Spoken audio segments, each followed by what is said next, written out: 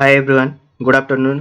I hope आप सबका preparation अभी फिलहाल बढ़िया चल रहा होगा। तो आपके लिए एक इम्पोर्टेंट न्यूज़ है आज कि कल आईबीपीएस, आरआरबी, पीओ और क्लर्क का नोटिफिकेशन आ गया है। तो आप जाके वहाँ चेक कर सकते हैं। तो देख लेना नोटिफिकेशन। मैं यहाँ पे नहीं दे रहा हूँ उसका कोई भी पीडीएफ या कोई भी लिंक। तो आप जाके सीधे आईबीपीएस के वेबसाइट पे चेक कर सकते हैं। IBPS, RRB, clerk and PO का नोटिफिकेशन इस साल का आ गया है और आप जाके वहाँ पे चेक कर सकते हैं। तो अभी पढ़ाई जोरदार करना है। ओके, तो चलते हैं। आज 8 जून। तो आज के करंट अफेयर पे चलते हैं। तो पहला न्यूज़ है ये, Black Carbon Report by World Bank. Okay, Black Carbon Report by World Bank. The report titled Glaciers of the Himalayas, Climate Change, Black Carbon and Regional Resilience has reported that the glaciers are melting faster than the global average ice mass. Okay, यहाँ पे जो report title है glaciers of the Himalayas, Himalaya का glacier जो है, climate change, black carbon and regional regions, उन्होंने report किया है कि glaciers are melting faster. Okay, वो बहुत जल्द ही मेल्ट कर रहा है glaciers than the global average ice mass.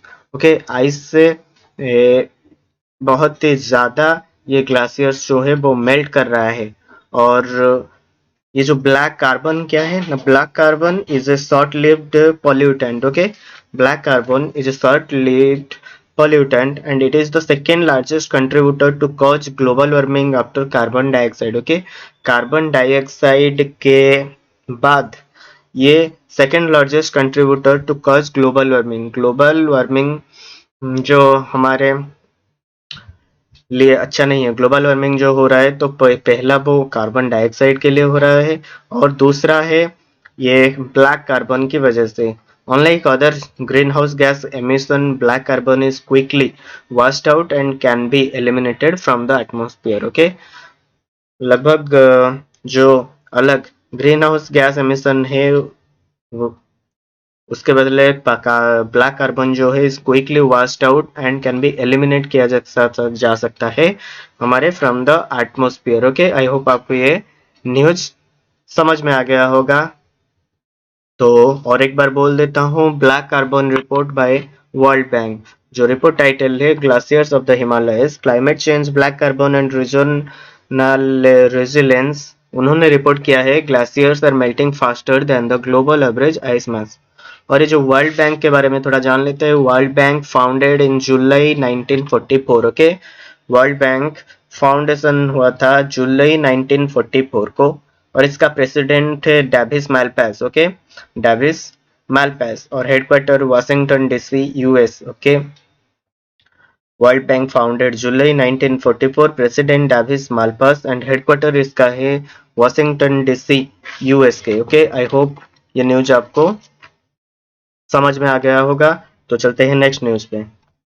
Debika river project. Okay, recently the minister of state for development of north eastern region, जो minister of state for development of north eastern region के development में जो minister of state है, has asked for suggestion for the Debika River project in Udhampur, Jammu Kashmir. Jammu Kashmir के उधमपुर में जो Debika river project के लिए उन्होंने सजेशन दिया है। कौन दिया है? Minister of state for development of north eastern reason. This project is compared with the Namami Gange project. इसको किसके साथ कंपेयर किया गया है? नमामि गंगे प्रोजेक्ट। ओके, और ये जो हमारा देबिका रिवर प्रोजेक्ट है, ये this is a rupees of 190 crore project. Okay, estimated cost is 186.7 per crore। तो राउंड फिगर कर लेते हैं, 190 करोड़ का प्रोजेक्ट है ये। और the work on the project was started in March 2019। 2019 March में इसका वर्क स्टार्ट किया गया था under the national river conservation plan, NRCI। Okay, NRCP।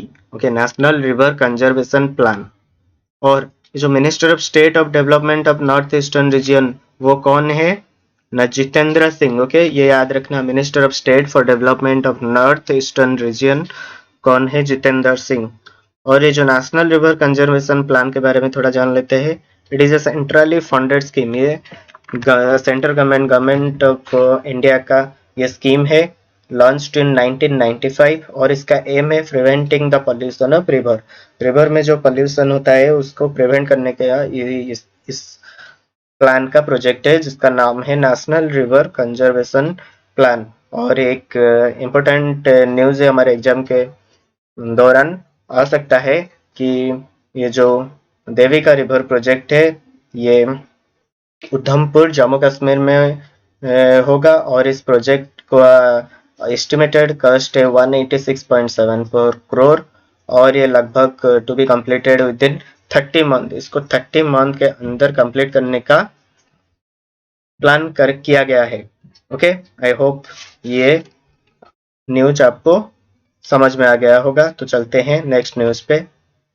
Free COVID, ओ ये सबसे बड़ा न्यूज है, free COVID vaccine for all centre to foot bill. Okay, तो prime minister Narendra Modi on Monday declared that the center will provide free COVID-19 vaccine to state for the age group of 18 to 44 years from June 21। Okay, जून 21 से 18 से ज्यादा भर के जनता को free COVID vaccine दिया जाएगा। Okay, those who want to pay for doses can get vaccinated at private hospital.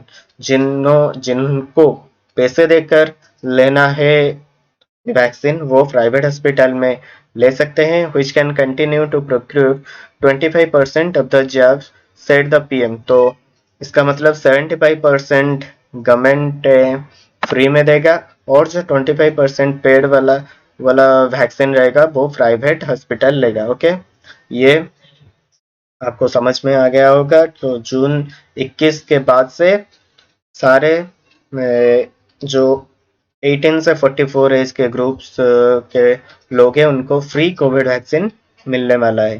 Okay, next, Tata digital pumps $75 million into Curefit. Co-founder and CEO Mukesh Bansal to continue to lead fitness startup. Okay, strengthening its footprint in the e-commerce space to compete with the bigger players. Tata Digital on Monday said it has entered into an agreement to invest up to $75 million, okay, 75 million dollar in fitness startup Curefit health care में वो invest करेगा to strengthening its footprint in the e commerce space. Okay, और ये जो क्योरफिट जो है इसका CEO और को फाउंडर कौन है? मुकेश बंसल। ओके, और ये क्योरफिट फाउंडेड कब हुआ था? 2016 को। इसका हेडक्वार्टर बेंगलुरु में है। ओके, इसका हेडक्वार्टर बेंगलुरु कर्नाटका में है, और ये टाटा के साथ टाई अप किया है, मतलब टाटा ने बोला है कि उन्होंने इन्वेस्ट करना है इस क्योरफिट हेल्थ केयर में $75 million to strengthening its footprint. Okay, ये एक इंपॉर्टेंट न्यूज है हमारे एग्जाम के लिए। चलते हैं next news. Oman to host FIH Hockey 5S World Cup. Okay, Oman has been named as the host of the International Hockey Federation FIH Hockey 5S World Cup. Okay, ये जो FIH का Hockey 5S World Cup होने वाला है 2024 को, वो कहाँ पे होगा? ना ओमान में होगा। ओमान के कहाँ पे? ना ओमान के मस्काट में। ओके, ओमान के मस्काट में इंटरनेशनल हॉकी फेडरेशन का हॉकी 5S वर्ल्ड कप 2024 खेला जाएगा। और ओमान का कैपिटल क्या है? मस्कट है, और इसका करेंसी रियल। ओके, ओमान का कैपिटल मस्कट और इसका करेंसी है रियल। और ये जो इंटरनेशनल हॉकी फेडरेशन है उसका हेडक्वार्टर कहाँ पे है? बताया था 2 या 3 दिन पहले ही एक न्यूज आया था इसी इंटरनेशनल हॉकी फेडरेशन के ऊपर, हॉकी के ऊपर, जो पोजीशन इंडिया का मेन और वोमेन का, तो वहां पे मैंने बोला ही था। तो बोलिए, इंटरनेशनल हॉकी फेडरेशन का हेडक्वार्टर कहाँ पे है? ना लॉसेन स्विट्जरलैंड पे है। ओके, लॉसेन स्विट्जरलैंड पे FIH का हेडक्वार्टर है। और इसके प्रेसिडेंट कौन है? हमारे इंडियन ही है, तो प्रेसिडेंट है नरेंद्र ध्रुव बात्रा। ओके, नरेंद्र ध्रुव बात्रा जी है। ओके, तो Oman has been named as the host of the international hockey federation hockey 5 pace world cup. Okay, तो ये एक इंपॉर्टेंट न्यूज है। चलते हैं नेक्स्ट पे। In the latest Times Higher Education Asia University Ranking 2021, three Indian universities secured position in the top 100 list. Okay, ये एक important news है कि फिलहाल अभी recently Times Higher Education Asia university ranking 2021 का घोषणा किया गया है, डिक्लेयर किया गया है, जिसमें जिनमें तीन इंडियन यूनिवर्सिटी ने टॉप 100 के लिस्ट में अपना पोजीशन अख्तियार किया गया है। तो वो तीन कौन कौन है ना? IISc Bangalore, IIT Ropar and IIT Indore have secured ranks among the top 100 university in Asia. Okay, IISc Bangalore, IIT Ropar और IIT Indore. IISc Bangalore ranked at 37th position. Okay, 37th position पे IISc बैंगलोर है। IIT Ropar is placed at 55 rank 55 rank में IIT Ropar और IIT Indore at 78th rank among the top 100। Okay, और जो सिंघुआ university है China का has gain the first position. Okay, तो फर्स्ट पोजीशन किसने लिया है? सिंघुआ यूनिवर्सिटी, जो कि चाइना में है। और second place is secured by also China's packing university. Okay, तो पहला और दूसरा स्थान तो भाई चाइना बोल दिया हम लेंगे। तो चाइना का सिंघुआ यूनिवर्सिटी फर्स्ट पोजीशन और चाइना का पेकिंग यूनिवर्सिटी सेकंड प्लेस पे है। और इंडिया का 3 universities is under top 100 list. IISc Bangalore जो कि 37 पोजीशन पे है, IIT Ropar is 55th rank and IIT Indore is 78th rank. Okay, I hope इतने बार मैंने बोल दिया है तो आपको याद भी हो गया होगा। IISc Bangalore, IIT Ropar and IIT Indore. IISc Bangalore 37th, IIT Ropar 55th and IIT Indore is 78 rank पे है। और सिंघुआ यूनिवर्सिटी चाइना ने टॉप किया है और सेकंड प्लेस पे चाइना का पेकिंग यूनिवर्सिटी। चलते हैं नेक्स्ट न्यूज पे। According to international campaign to abolish nuclear armed countries last year increased spending on atomic weapon arsenal by 1.4 billion dollar।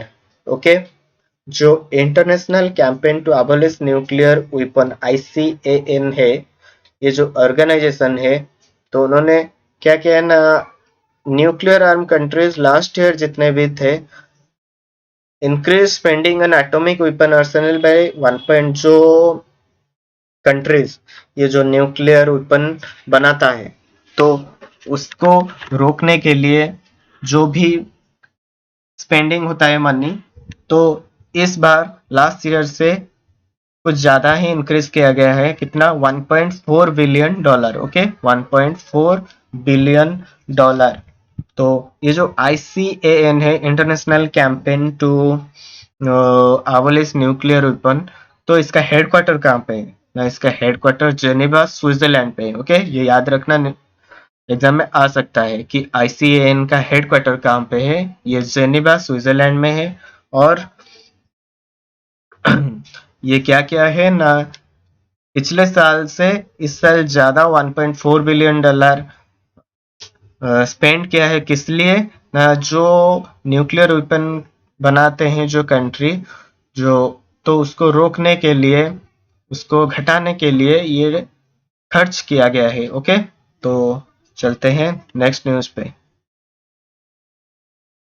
United States to hand over 3 MH-60 Romeo multi-role choppers to India in July। Okay, ये एक जिसे कहते हैं हमारा क्या, चुक्ति, हिंदी में बोलते हैं चुक्ति, किया गया था इंडिया और US के बीच पे कि यूनाइटेड स्टेट टू वो लगभग 24 MH-60 रोमियो हेलीकॉप्टर इंडिया को देंगे। तो उसमें से यूनाइटेड स्टेट ने to hand over 3 MH-60 Romeo multi role chopper, 3 उसमें से MH-60 रोमियो चॉपर हमको जुलाई में ही दे देगा।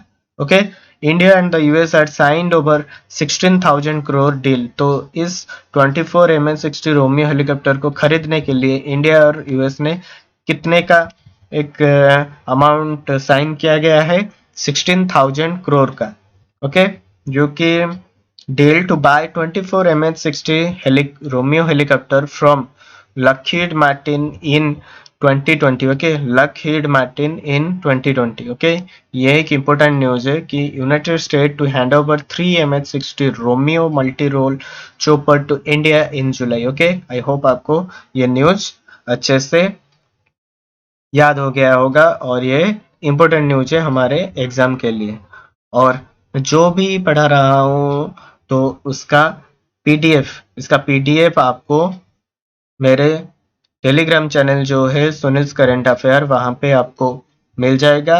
डिस्क्रिप्शन पे मैंने अपना लिंक दे दिया है, वहाँ जाके आप टेलीग्राम पे ज्वाइन कर सकते हो। और एवरीडे का जो मैं पढ़ाता हूँ तो उसका पीडीएफ वहाँ आपको मिल जाएगा। और पूरा देखिए वीडियो को, पूरा सेशन को लास्ट तक देखिए, क्योंकि सभी के सभी हर दिन मैं जो भी न्यूज़ देता हूँ तो वो सभी हमारे एग्जाम रिलेटेड है। ऐसा नहीं है कि मैं कुछ ऐसे मन किया दे दिया, तो ऐसा कुछ नहीं है, एग्जाम रिलेटेड ही है, हमारे लिए बहुत इम्पोर्टेंट न्यूज़ है। ओके, तो वीडियो को और सेशन को लास्ट तक देखिए। ओके, बहुत ही मजा आएगा। चलिए नेक्स्ट न्यूज़ पे चलते हैं। ओके, ये अपॉइंटमेंट है। Vice admiral Rajesh Pendharkar has assumed charge as Director General naval operation. Okay, DGNO naval operation के डायरेक्टर जनरल। ओके, उनको किया गया है, किसको किया गया है? Vice admiral Rajesh Pendharkar has assumed charge as Director General naval operation. Okay, तो ये आप याद रखते ला, न्यूज में आ सकता है, एग्जाम में आ सकता है। सिर्फ याद रखना है कि डायरेक्टर जनरल ऑफ नाभल ऑपरेशन कौन है? राजेश पेंडरकर। ओके, तो चलते हैं नेक्स्ट।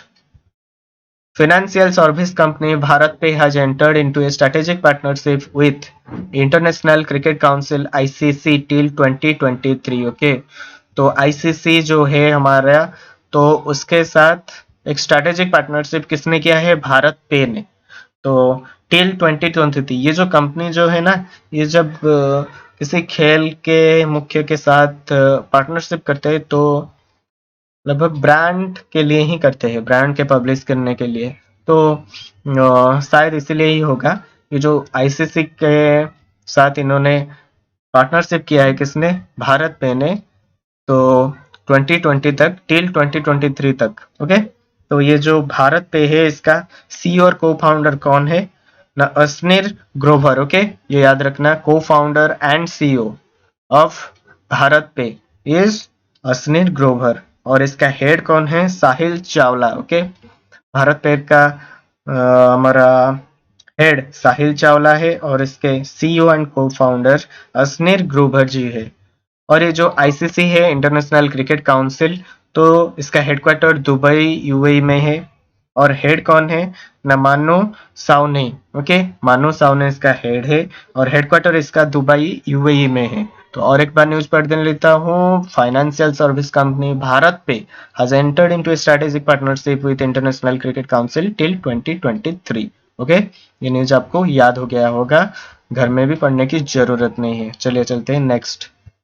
ओके, ये है हमारा आज का आखिरी न्यूज और बेहतरीन बड़ा न्यूज।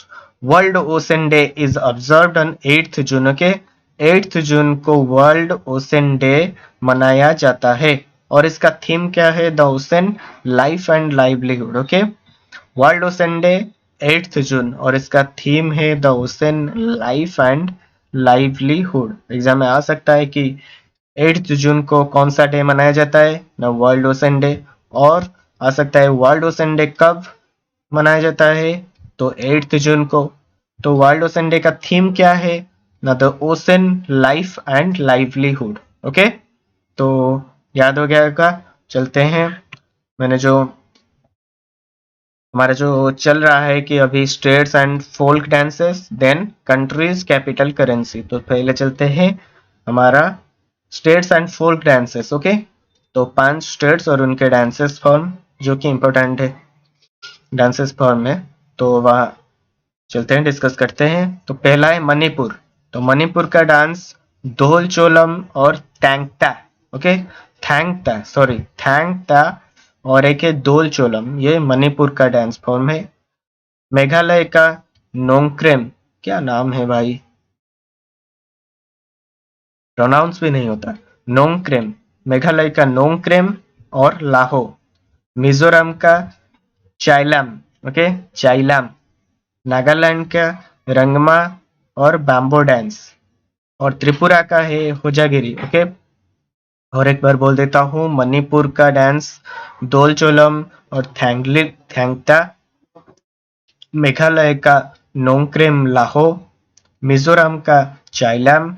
नागालैंड का रैंगमा बैम्बो डांस और त्रिपुरा का होजागिरी। ओके, तो next 5 countries and its capital currency CCC triple C. Okay, तो 5 यहाँ पे भी है। तो पहला है घाना। घाना का कैपिटल एक्रा और इसका currency cedi. Okay, Ghana Accra cedi. Then Greece. Greece का कैपिटल है एथेंस और इसका करेंसी है euro. Ghana Accra cedi, Greece Athens euro. Hungary. Hungary का है बुदापेस्ट कैपिटल और करेंसी है forint. Okay, Hungary Budapest forint. Hong Kong का विक्टोरिया और करेंसी है डॉलर। इंडोनेशिया जकार्ता रुपया। ओके, और एक बार बोल देता हूँ, घाना इसका कैपिटल एकरा, करेंसी सेदी। ग्रीस इसका capital Athens, currency euro. Hungary इसका कैपिटल बुदापेस्ट और करेंसी फोरिंट। हांगकांग इसका capital Victoria, currency dollar. Indonesia इसका कैपिटल जकार्ता और करेंसी रुपया। ओके, तो आज का सेशन हम यही खत्म करते हैं। तो सभी के सभी न्यूज़ इम्पोर्टेंट है। तो अगर आज का सेशन आपको पसंद आया होगा तो लाइक कर देना और इस चैनल जो है सुनील करंट अफेयर को सब्सक्राइब कर देना, ताकि आप मेरा जो डेली करंट अफेयर क्लासेस चल रहा है आप उसे देख सकते हैं और जान सकते हैं। और इसको शेयर भी कर दीजिए, अगर कोई भी प्रिपेयर हो रहा है और यहाँ पे सब्सक्राइब नहीं किया है तो भी वो देख सके। और जो प्रिपरेशन कर रहे हैं तो उनके लिए एक न्यूज़ जो मैं पहले बोल चुका हूँ कि IBPS RRB का PO और क्लर्क का एग्ज़ाम का नोटिस आ चुका है। ओके, फॉर्म फिलअप शायद आज से ही है, तो आप जाके IBPS के वेबसाइट में चेक कर लीजिए। ओके, डिटेल्स आपको मिल जाएगा। तो चलिए चलते हैं, आपका प्रिपरेशन जारी रखिए, वर्क हार्ड। ओके, और जय जगन्नाथ।